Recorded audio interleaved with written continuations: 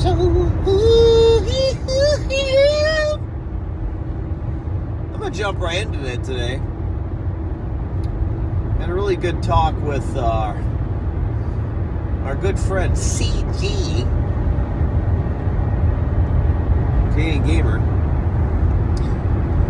this morning when I was cleaning and stuff, to talking about PS1. PS1's pretty legit, dudes. Like, I don't know why PS1 gets such hate. I think it's like a thing throughout the community. I don't know why. I know PS1's kind of ugly to go back to. I guess I don't mind it. I kind of, you know what maybe it is? I remember the time in which I was playing it, and I really cherished those times. Dude, times when I was sitting there with my dad. Me and my dad would be sitting there, and we played the first Resident Evil together.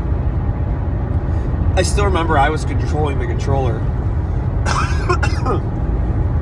when we walked in that one room where the first zombie is, and it goes to that cutscene, he looks back at you. And I remember me and my dad were both like, whoa, whoa, whoa. He's like, he called me Nathan, that's my middle name. He's like, Nathan, go, go, go, go. Run, run. And I'm trying to get out of the room, but it's tank controls, and it's my first time playing. I'm going, oh, get out of there. And like, he grabbed me once, and then I got out of there, and yeah, that was fun, though. And then going down that one hallway, I don't know who had the controller at this time, but probably me, because it was so close, but the dog that jumps through that window, I mean, that was cool, man. PS1 was the first time, believe it or not, I mean, for all you guys that were there, that you started saying to yourself, man, these games are getting kind of realistic now. You know what I mean? Like, they're trying for a more in-depth story. They have real cutscenes, sometimes with real people. I know we laugh at the Resident Evil one, but back then, though, it was kind of cool. It was like, damn, dude, they have real cutscenes, you know?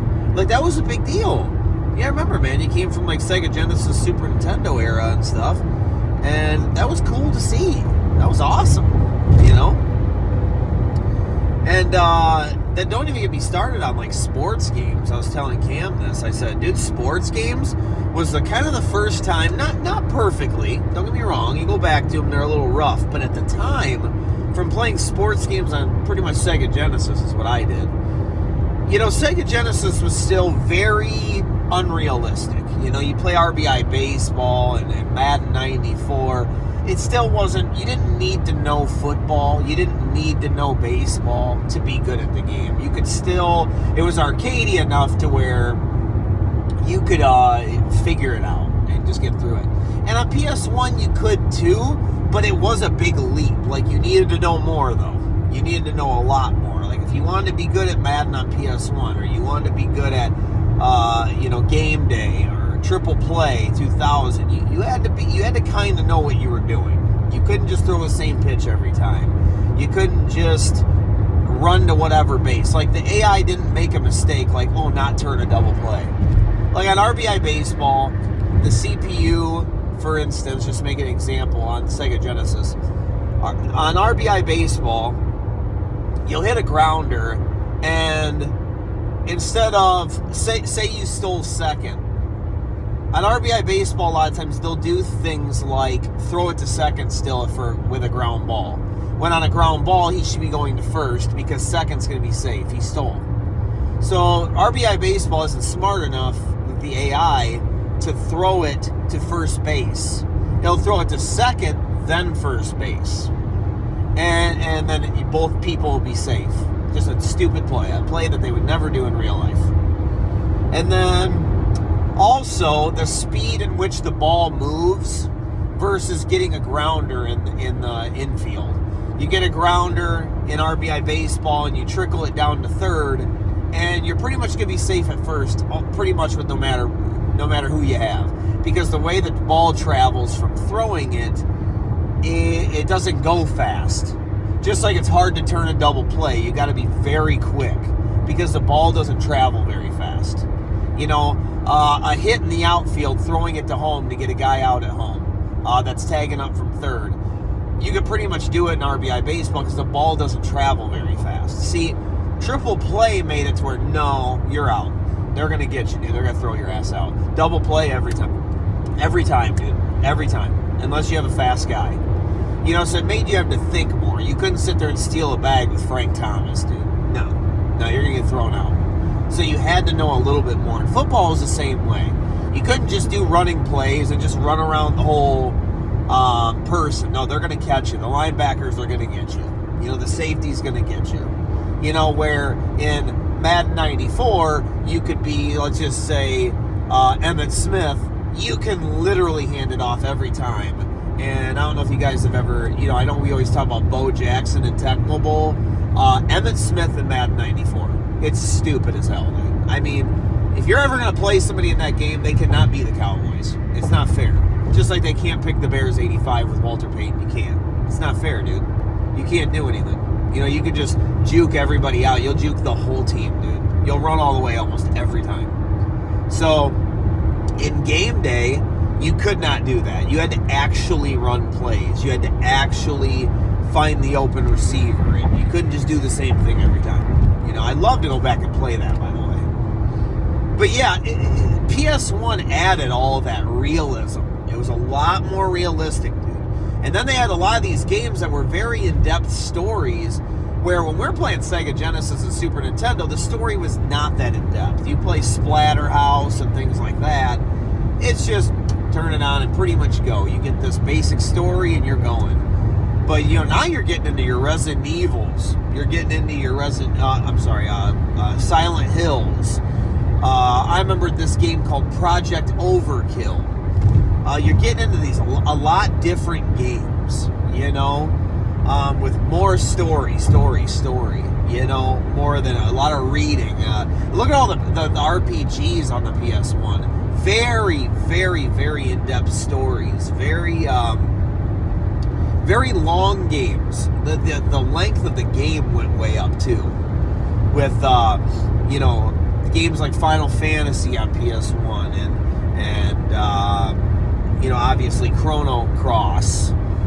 Instead of Chrono's Trigger, is Chrono Cross, Legend of Legaia. Games like that. Lots of, anybody that loves RPGs, PS1 is a RPG machine. I mean, remember when I got that one box of games? I mean, look at all those RPGs that I got in there. They were all those PS1 games. Oh my gosh. And then let's not sleep, I mean, still talking about games here, but let's not sleep on the jewel cases either for the PS1. Yes, they were kind of pieces of shit in the sense of they were easy to crack. When you put the instruction manual in the inside and everything, it was easy to break one of those little pegs and stuff for sure. But man, when it was new, and if you kept your games nice and you were careful with them, like my dad did, it was beautiful having all those jewel cases and having a big PS1 collection on your shelf. It was gorgeous. Those are gorgeous things now. I love jewel cases, you know. They're great things, but man, they can fucking break though, big time. Not as good as Sega Genesis clamshells. That's the best shit ever. I don't think anything will ever beat that. But the jewel cases were dope too, man. They were dope. But yeah, going back to the games, then you got into stuff like even with racing games, you had all the Twisted Metal type games, Rogue Trip. What was the other one? Vigilante 8. You know, you had all those destruction derby battle games that it was cool. You know, it was awesome. How about the coming of Dave Mirra and Tony Hawk's Pro Skater? How about those? I mean, tell me. I mean, that's probably, the more I play, the more those are my favorite games on the console. I just love those games where you got to collect the letters, you got to do all the tricks off the certain ramps and stuff. That was so fun when we were kids. And you'd pass the controller around, and I think each run was like 3 minutes or something. Wasn't each run 3 minutes? And you just pass the controller around, and hey, I'll do a run now. Hey, where's that jump at? Oh, I don't know. Let me do a run where I'm just driving around, looking around the new map. And you unlock that new map, and you're listening to the music that's in that map. It was fun, dude. Those are fun games. If you guys don't ever go back to those, man, all you guys who live stream and everything and do recordings, man, go back and play Dave Mirra Pro BMX. I would love to see you guys play that. Play Dave Mirra, man. Not enough people play that game, man. It's so fun. Love that game, man. That game's so good. I almost want to go back and play it again. Because when you start getting really good at it, landing everything and doing all the different moves, man, it's fun.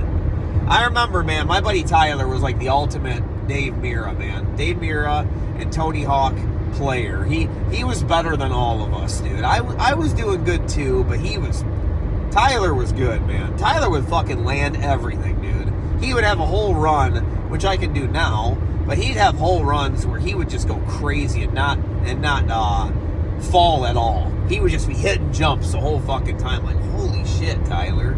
Like, you never fall, bro. You know, he was good, man. But, man, those games are great. Oh. And then the Crash Bandicoot games, man. Games like that Spyro. You know, those new platformer games, man. Those were awesome. I mean, at the time. I wasn't much of a Spyro guy, but I did go back to it at one point when Peyton was little. Peyton had some Spyro games that Grandpa had bought them, and I tried it, and it was kind of fun. I was like, I see why people like this game. But Crash Bandicoot's what I played, and I liked it a lot. Crash Bandicoot's fun, man. I turned on Crash Bandicoot for Nathan the other day because he asked about who's Crash Bandicoot, because he had him in a YouTube video. And I said, I have the games. You want to go play one? And he's like, yeah, I want to try it. He thought it was okay. You know, he loved the levels where you were getting chased by the big rock and everything. But when we were little kids, man, not really little kids, but you know what I mean, teenagers, those stages were hard, man. Those were hard. I remember my dad used to watch me play it. But, man, PS1 was this new thing that you'd never seen before, man. Let alone being disc-based, right? We didn't see disc-based very much. But a little rough to go back to now. I get it, but man, I appreciate everything it did, you know? Then you had those top-down games that were a lot like Project Overkill. There's just blood everywhere. You know, because remember, you know, we had some games on the Sega Genesis and stuff, like Mortal Kombat, that would have blood and stuff like that. But PS1 brought like a more, like, this is a mature console. Like, there's a lot of blood on this console. You buy all these games, and they're fighting games, and there's a lot of blood. You know, there's guys getting their heads chopped off and shit. And it was kind of it was like I was telling Cameron today, it was, when you were playing Silent Hill and stuff, they were like legitimately kind of scary games. You know what I mean? Me and my dad would be like, oh my God. I still remember one time I was hanging out with friends. We got home, and I lived with my dad at the time. And we got home, and my brother was over, and he had just gotten off of work, and he was playing Resident Evil with my dad. And they went in this room. They were in the mansion, and they went in this room, and they thought it was a ceiling fan. And my brother walks into the room, and the giant tarantula jumps on him. And my brother was like, oh my God! You know, my brother hates spiders, dude. So they were just freaking out, and my dad's just dying laughing at my brother, you know, fucking being like, oh my God, that's a big spider, man. And the scariest thing about Resident Evil was you would hear them, bro. You would hear them. You'd hear, they're walking down in the sewers and shit. You would fucking hear them walking, but because of the way the cameras were, you didn't know where the fuck they were at, dude. So you just have your gun out and you'd be waiting, like, is it coming at me, or what am I doing here? You know, and you had to think about a lot of things in Resident Evil, like not using all your ammo and shit. You had to, like, do I just run past these zombies, or what do I do? And then you were limited in the amount of saves you had with what you had for the ink. You had to have all the inks for the typewriters and shit. I mean, it was a scary game because you were under a lot of stress because of that, you know? Like, fuck, I can't save again, guys. Should I save now, or I need an herb really bad, you know? I need to fucking heal. But I can't get caught in this room. Do I take out these zombies or run past them, you know? Then those big reptile guys that'd be walking around, I remember they were really hard, man. I would just run past them. Because they would take so much of your hits, dude. They would take so many hits to fucking kill. They take all your ammo, man. But, fucking PS1, dude. I'm telling you, I got great memories, sorry about that, with that console. It's good stuff. I love it, man. But, I'm trying to think of more specific games for it. Oh, I mean, obviously you got the SmackDown and SmackDown 2 games. And then you had WCW Nitro, WCW Thunder, WCW Mayhem. And then you had WWF like in your house and stuff. I did not like those games. I know a lot of people did. I do not like those games. They were like Mortal Kombat, but WWF, I did not like it. But a lot of people did. I loved the SmackDown games, though, because this was the first wrestling game where you could start a season and there was never an ending. Never an ending, dude. You could go on to 2024 if you wanted to. Each match was a month, and it'd be like April 1998, April, or June 1998, whatever.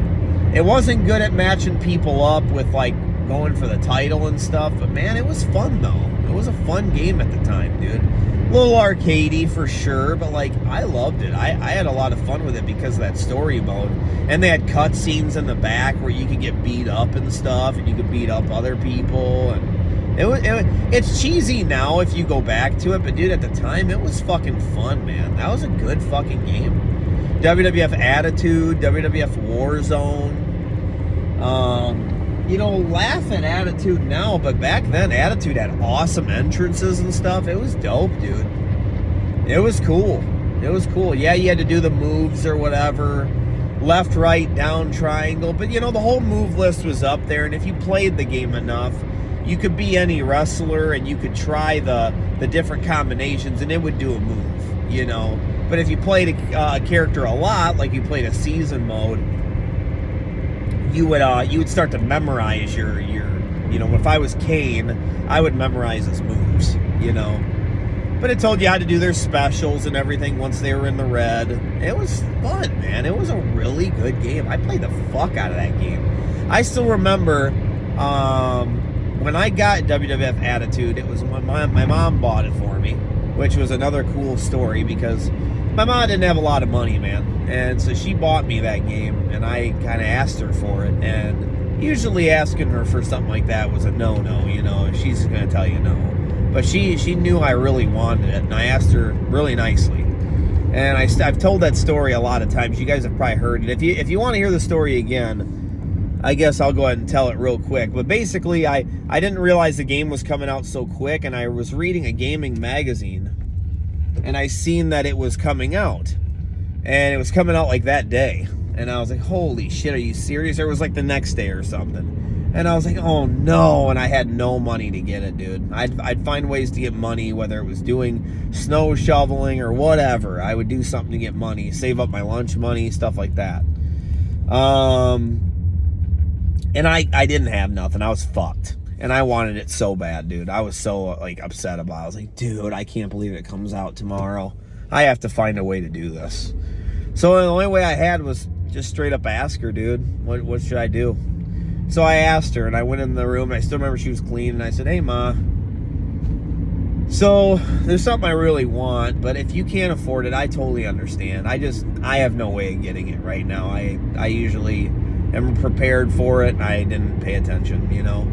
And so she's like, well, what is it? And I was like, it's a game. It's a new wrestling game that comes out. Man, I really want it. And it's like, man, what can I do to get it or whatever? And my mom didn't even want to give me chores to do it because my mom didn't have the money, man. So she didn't want to pay me to fucking do anything. So she was like, well, how much is it? I want to say it was like 40 or 50 bucks. I want to say it was 40 or something like that. But I could be wrong there. 40 or 50. Usually new games were 50 back then. And I was like, you know, it's gonna be like 40 or 50 bucks, you know. And I'm like, if you can't, Ma, don't worry about it. I'm not trying to like make you mad or something. And she's like, well, we'll see. Let me look at some stuff. And I was like, all right. And I was thinking, holy shit, dude, I might get it. Because usually when she said that, I'm like, my mom was pretty straightforward. If she ain't gonna do it, she'd tell you no. She'd be like, no, I can't. Nope. And I'm like, all right. And I never asked her because that's the way it was. You know, my mom wasn't going to do it for you, so we didn't even ask her. All she'd do is rent games because renting games is $3-5. You know what I mean? So, anyway, she ends up coming in and I gave her some time and I was like, oh my God, is she gonna do it? You know, and I was a kid stressing about it. You know, I'm like, man, I really want that game. And all my friends thought I was gonna get it. I wanted them to come over and play it. So anyways, I go out there and ask her again later, and she's like, yep, if you run these errands with me, I'll go get it for you. And I was like, holy shit. You know, so I'm like, thank you, Mom. Thanks, oh my God. And what I'm thinking is she probably threw it on a credit card, probably. And then said, hey, I'll work some overtime and I'll fucking pay it off. You know, so she did. I mean, what a cool... That was so nice of her, man. I'll never forget that. She like scarred me with that memory. I'll never forget that. That was so nice of her. She doesn't know how bad I wanted it, man. And so she must have been able to tell, like, man, he never asks me. He must really want that game. And, you know, for my kids, I do the same shit. I'd be like, absolutely, I'll get it for you. You know, I got you. And so I probably could have just hit up my dad and he would have done it, but yeah. I just didn't think like that back then. I didn't really ask for things like that. But anyway, yeah, it was a really cool memory. So I took it and I got it, and I invited friends over and everything. We played the fuck out of that game, dude.